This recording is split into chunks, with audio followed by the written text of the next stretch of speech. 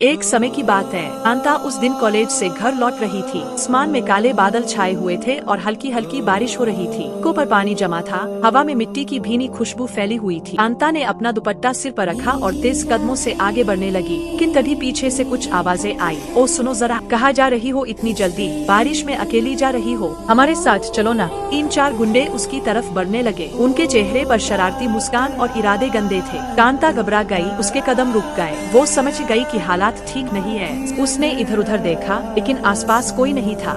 गुंडे अब उसके और करीब आ चुके थे। तभी अचानक बारिश के बीच से कोई दौड़ता हुआ आया। वो था कन्हैया। कन्हैया को देखते ही कांता की आंखों में उम्मीद जाग उठी।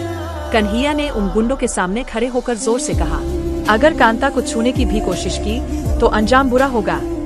गुंडे हंसने लगे, और तू हमें रोकेगा अकेला? लेकिन कन्हैया पीछे हटने वाला नहीं था। उसने कांता को अपने पीछे किया और गुंडों का सामना किया। बारिश तेज हो चुकी थी, सड़कों पर पानी की छींटें उड़ रही थीं, और उसी बारिश में कन्हैया ने हिम्मत दिखाई। गुंडों ने उस पर हमला किया, पर कन्हैया ने एक एक कर सबको पटक दिया। किसी को धक्का देकर गिरा दिया, किसी को मुक्के से जवाब दिया। कुछ ही मिनटों में वो चारों गुंडे भागते नजर आए। कांता कांप रही थी, लेकिन अब उसके चेहरे पर राहत की मुस्कान थी। कन्हैया ने उसकी तरफ हाथ बढ़ाया और कहा, डर मत, मैं हूं ना। कांता की आंखों में कृतज्ञता और स्नेह दोनों झलक रहे थे। उसने धीमे से कहा, अगर तुम आज नहीं आते तो पता नहीं मेरे साथ क्या होता। शुक्रिया कन्हैया। कन्हैया मुस्कुराया और बोला, तुम्हें कुछ होने नहीं दूंगा कांता। जब तक मैं हूँ तुम्हें कोई छू भी नहीं सकता।